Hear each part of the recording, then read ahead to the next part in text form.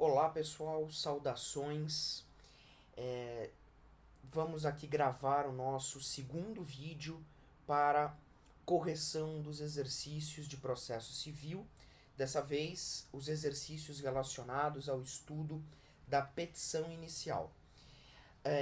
Se você é meu aluno presencial nos cursos IBV, você já teve aí tempo suficiente para resolver os exercícios relacionados ao estudo da petição inicial. Assim como nós fizemos no vídeo passado, eu vou disponibilizar aqui no YouTube o link com os exercícios, ok? Caso você não seja meu aluno, você terá acesso a esses exercícios e poderá utilizar aí o vídeo para a correção, tá bom? Então vamos lá. O exercício de petição inicial, ele estava dividido em 3 partes. A primeira parte dizia o seguinte: Lucy ingressou com ação de indenização contra Bob, pois este teria lhe vendido uma geladeira que não funciona. Tendo em vista o novo Código de Processo Civil, letra A, indique todos os requisitos da petição inicial. Muito bem, então essa alternativa A, ela é muito tranquila. Você deveria apenas indicar os requisitos da petição inicial. Então você deveria ir até o artigo 319 do Código de Processo Civil e deveria colocar lá os 7 incisos que tem aqui. Então no 319, inciso 1, o juízo a que é dirigida, é o endereçamento. 2, nomes, prenomes, estado civil, etc. A qualificação das partes. 3, o fato e os fundamentos jurídicos do pedido. 4, o pedido, com suas especificações. 5, o valor da causa. 6, provas com que o autor pretende demonstrar a verdade dos fatos alegados. E 7, a opção do autor pela realização ou não da audiência de conciliação ou mediação. Então esses são os requisitos estruturais da petição inicial, lá do 319, que você deveria mencionar. Na letra B, pergunta-se: documento indispensável à propositura da ação é o mesmo que documento útil ao autor? Resposta: não, são coisas diferentes. Documento indispensável à propositura da ação é o documento a que se refere o artigo 320 do Código de Processo Civil. Documento indispensável à propositura da ação é o documento sem o qual o juiz não consegue analisar o mérito da ação. Ok? Lembrando que mérito é sinônimo de pedido. Então, o documento indispensável à propositura da ação é aquele documento sem o qual o juiz não consegue analisar o pedido. Esse documento indispensável, ele deve acompanhar a petição inicial, conforme determina o artigo 320 do CPC. Agora veja, nem sempre o documento indispensável à propositura da ação, ele vai ser útil ao autor. E vice-versa. Nem sempre um documento útil ao autor é indispensável à propositura da ação. Documento útil ao autor é um documento que irá ajudar o autor a comprovar aquilo que ele está alegando. Ok? Isso é um documento útil para o autor. É um documento que vai facilitar, vai ajudar o autor a comprovar aquilo que ele está dizendo. Isso é documento útil.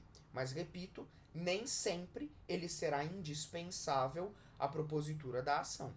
É possível que nós tenhamos um documento indispensável que não seja útil ao autor. Ok? E vice-versa também. Eu sempre cito um exemplo de documento indispensável à propositura da ação, se nós pensarmos numa ação revisional de contrato, me parece que o contrato que se deseja revisar é, neste caso, um documento indispensável à propositura da ação. Porque, afinal de contas, se eu estou entrando com uma ação para revisar um contrato, me parece que esse contrato é indispensável para que o juiz consiga analisar aquilo que está sendo pedido. Muito bem. Na letra C, nós temos: o advogado de Lucy, ao elaborar a petição inicial, está tendo dificuldades em conseguir os dados referentes à qualificação do réu. Quais os mecanismos que o CPC prevê para tentar amenizar essa situação? Muito bem. Nesse caso, você deveria ir aos parágrafos 1º, 2º e 3º do artigo 319. Então, observe. No parágrafo 1º do 319, ele diz o seguinte: caso não disponha das informações previstas no inciso 2, é a qualificação, poderá o autor, na petição inicial, requerer ao juiz diligências necessárias à sua obtenção. Então, o parágrafo 1º traz para a gente um primeiro mecanismo que o Código prevê para ajudar naqueles casos em que você não tem alguma informação. Então, o parágrafo 1º prevê a possibilidade de você pedir ao juiz a realização de diligências, tá? Muito bem. Parágrafo 2º. A petição inicial não será indeferida se, a despeito da falta de informações a que se refere o inciso 2, for possível a citação do réu. Muito bem. Então, nós sabemos que a falta de um requisito estrutural da petição inicial pode vir a ensejar o seu indeferimento, ok? O que o parágrafo 2º prevê, esse mecanismo, é o seguinte: mesmo que falte algum dado referente à qualificação do réu, a petição inicial não será indeferida se eu conseguir realizar a citação. Tá certo? Então, mesmo que falte alguma coisa relacionada à qualificação, eu não vou indeferir a petição inicial caso a citação do réu seja possível. E, por fim, parágrafo 3º, a petição inicial não será indeferida pelo não atendimento ao disposto no inciso 2 desse artigo, se a obtenção de tais informações tornar impossível ou excessivamente oneroso o acesso à justiça. Muito bem. Então, neste caso aqui, o que nós temos é uma previsão de garantia ao acesso ao poder judiciário.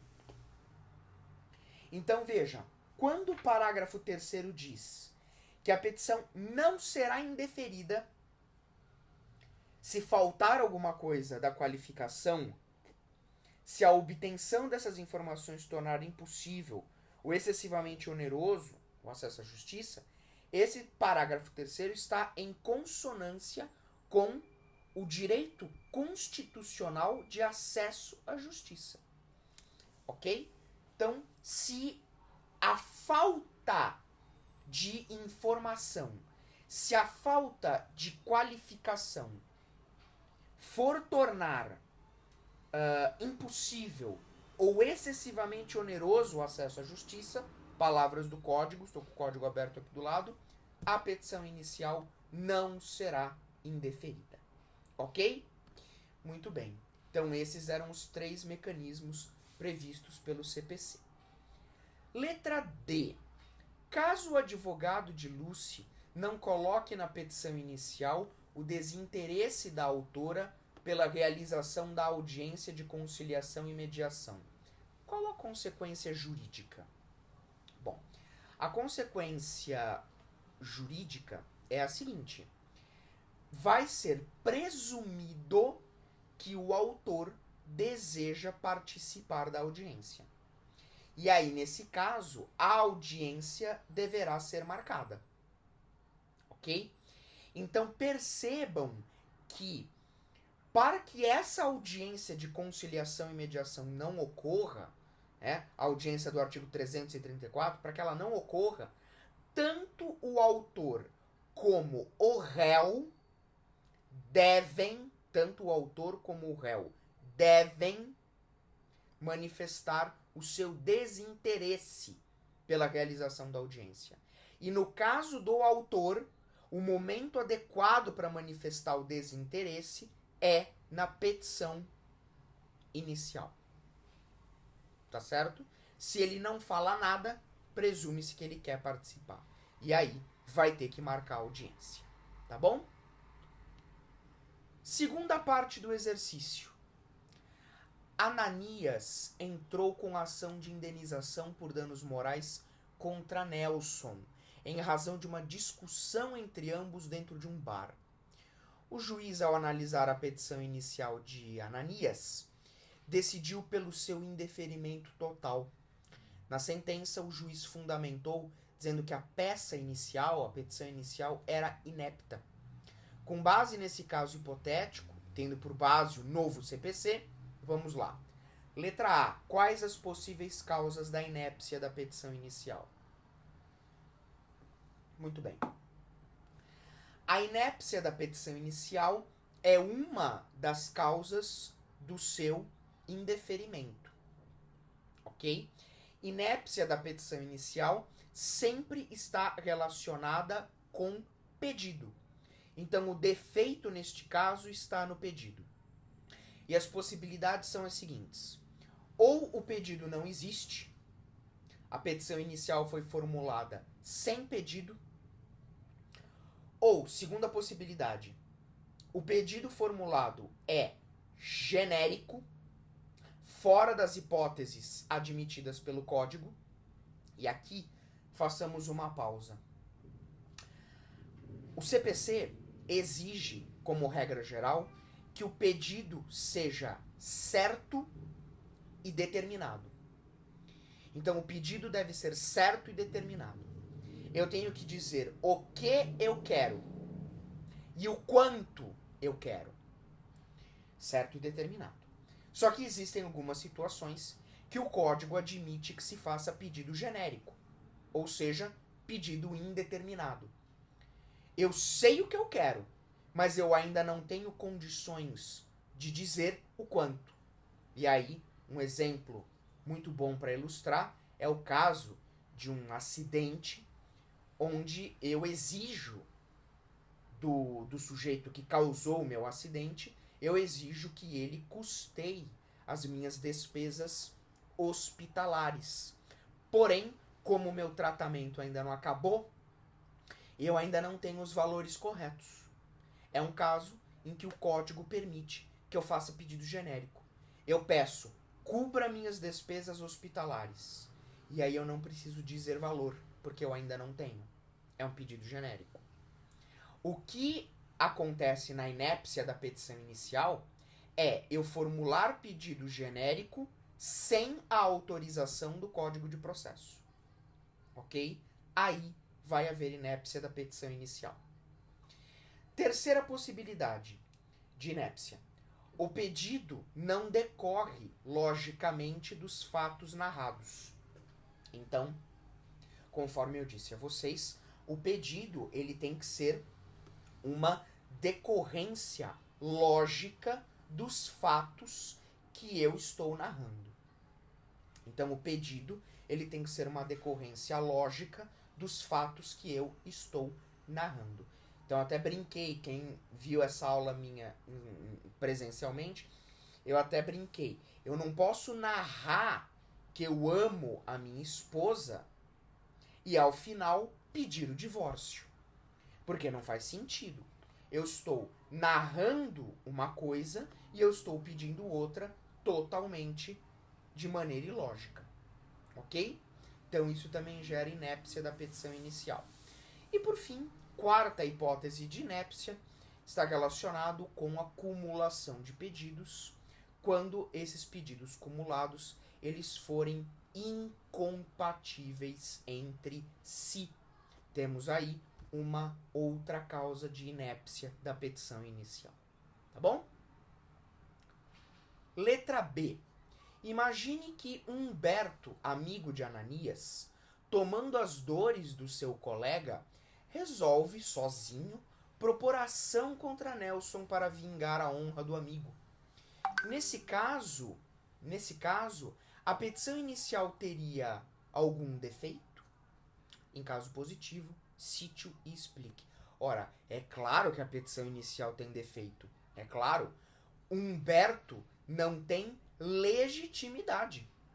Essa petição inicial, se ocorresse na prática, seria indeferida por falta de legitimidade de parte. Humberto está indo defender um direito que não é dele.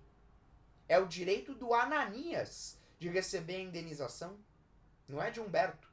E nós vimos que a regra no nosso Código de Processo Civil é que eu só posso ir a juízo defender em nome próprio direito próprio. Eu só posso ir buscar, via de regra, um direito que é meu. Nesse caso, Humberto está indo buscar direito de outra pessoa. Causa de indeferimento da petição inicial por ilegitimidade de parte. C. Imagine que ao receber a petição inicial, o juiz determinou que a mesma fosse emendada, apontando devidamente qual vício a ser corrigido. O advogado de Ananias, entretanto, muito orgulhoso, não concorda com a determinação do juiz e nada faz, deixando escoar o prazo para emenda da inicial. Qual a consequência jurídica que surgirá dessa situação? Ora, simples. O juiz manda emendar a petição inicial. Se eu não emendo a petição inicial, ela será indeferida.